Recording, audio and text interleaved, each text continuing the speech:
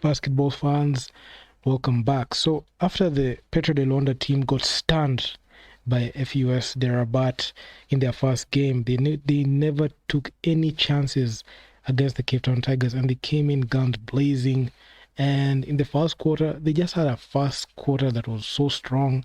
And at some point, they even had a huge lead where they were up 14, and they just continued piling on the points. And this game, they finished with a points tally of 100 points. So this is the first 100-point game that you've seen in the BAL.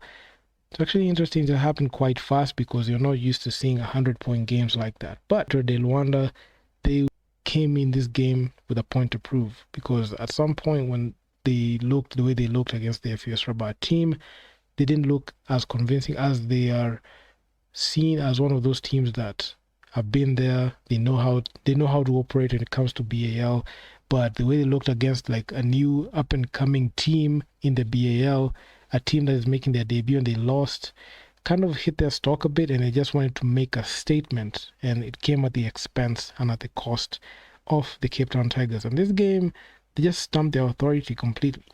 They led in rebounds with 48 rebounds. They had 3 blocks. They shot 47% from the field on 65 field goal attempts. They made 31 of them. They had 39 field goal attempts, and they made sure to free throw attempts, not even field goals. Free throw attempts, they made 39. They had 39 attempts. They made 27 of them. And the funny thing is, both teams went to the line at a similar rate. And although the percentage says 69.2, you can see they're going many times and making many trips to the line. And when it came to 3-point attempts, the Cape Town Tigers, they were just out. They were just down and out at that point.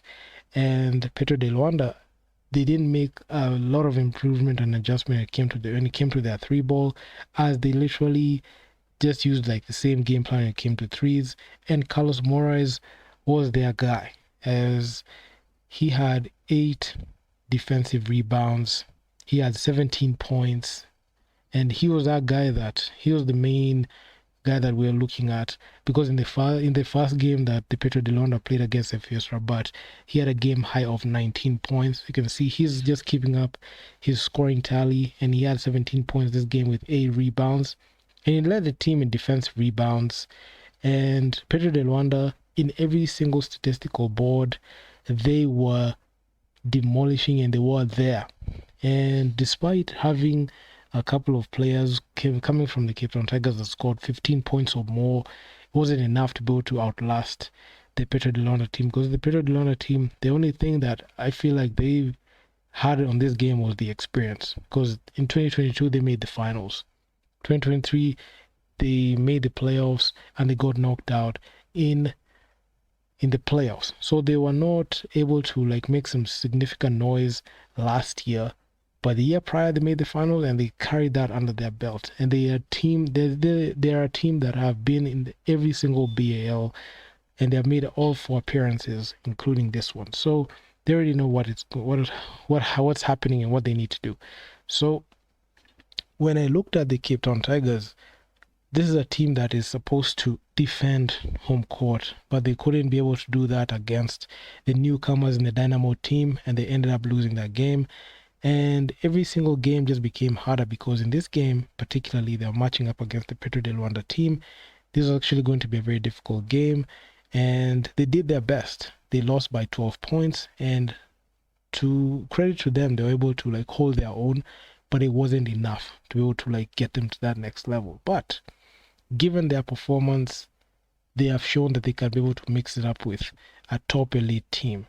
And Cape Town Tigers not even knocked them, but they are supposed to be able to show that they can represent their home fans, even if they are going to look like an underdog, because they are representing their own country, and the Kalahari Conference is headlined by the Cape Town Tigers. So they must be able to grab their first win. So hopefully they can be able to do that as the games progress, because by the looks of things, they're going to match up against FUS Rabat in 2 days from now. They're going to see Petro de Luanda matchup against Dynamo, which is going to be quite entertaining. So hopefully they can be able to bounce back with that contest. So looking at the Cape Town Tigers, hopefully they can be able to do that. And looking at Petro de Luanda, they need to make a statement and need to go on a winning streak to be able to be on top of the group, because they have what it takes to be on top of the group,